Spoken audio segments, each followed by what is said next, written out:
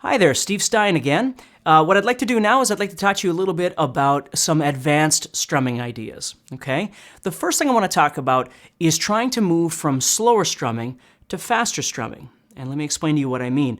When I used to play along with songs, when I first started learning how to play, one thing that I learned how to do, I showed you in an earlier video, was strumming down. I would scratch to songs and strum downward, kind of figure out where that was, which was great and it worked wonderfully. But one problem that I used to have with it is that when I was learning how to strum to the song, sometimes when I was trying to strum to the actual song, it always seemed like I was going too slow. Like, let's say my song was going 1, 2, 3, 4, 1, 2. So I go to strum over this and I go, which is perfectly fine. I mean, it's going to work, but it feels really slow. Then I've got my up strums. Now again, to be honest with you, that most songs that are traveling at that speed, that tempo, probably aren't strumming like that, although we could strum there and it would sound just fine. Here's what has to happen. If you know anything about music theory, what I'm doing right now when I'm strumming is I'm really pretty much moving from quarter notes to eighth notes, which means, here's what you have to understand about whole notes, half notes, quarter notes, eighth notes, the whole thing. What's happening every time is you're just going twice as fast as the last one. So if you have whole notes and you move to half notes are twice as fast as whole notes. Quarter notes are twice as fast as half notes. So the basic premise of music in terms of rhythm, and again, I know it gets more complicated in this, I'm just trying to keep it nice and easy right now, is that all you're ever doing is going twice as fast as the last thing. So here's what I want you to understand, really important. If I took my song and I was playing,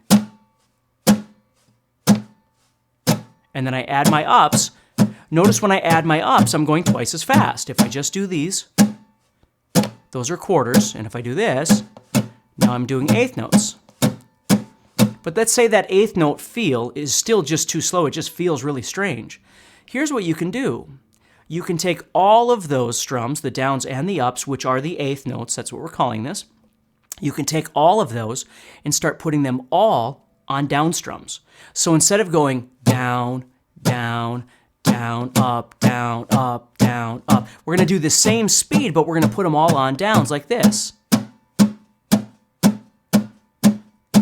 Now, we can skip some. If we want it to be slower, we can go like this. See, I still move my arm, you notice that? But now I'm getting those slower ones. But the cool thing about this is now that I've moved it to downs,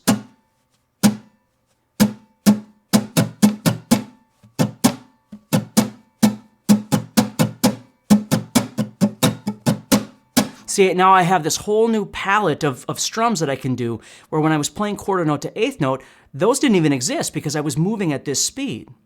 So when I move down to the double speed, that I'm going twice as fast here, now all of a sudden I can recreate the slow one by skipping every other one.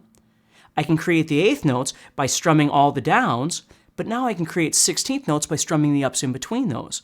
So that's what's really nice about going the double speed.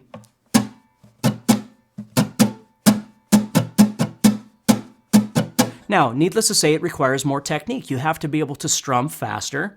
You got to develop these muscles a little bit more flexibility and looseness in your arm. Okay?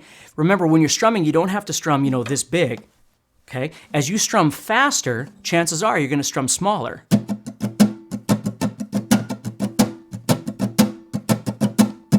See?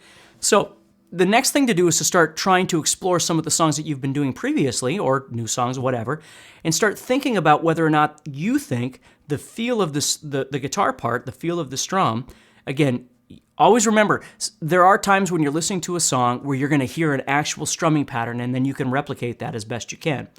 But sometimes when you listen to a song, you're not really hearing a particular strumming pattern, you're just listening to the song. For instance, if you were going to do Firework by Katy Perry or something like that, there's really not a lot of guitar stuff going on in there. So you have to decide when you're listening to the song, what does the song feel like? What does the vibe of the song feel like? Does it feel like it should be going down, down, down, up, down? Or does it feel like it should be going down, down, down, down, down, up, down, up, down, up, down? You see? Now, remember, neither one is wrong. It's just sometimes one is more right than the other one, depending on the feel of the song. So again, this whole rhythm concept is something that you should take your time with and you should practice on a daily basis. What I find with a lot of students when they first start taking guitar lessons is that they spend a lot of time with their left hand developing chords and things like that, but they really don't spend a lot of time with their right hand really understanding how rhythm and strumming and all that stuff really works. And the truth is that your right hand is the one that everybody hears. Your left hand doesn't, your audience doesn't hear your left hand unless your right hand actually strums the strings. So in the manner in which you're strumming is really important. Okay? So let's start kind of messing with that a little bit and see what you can do.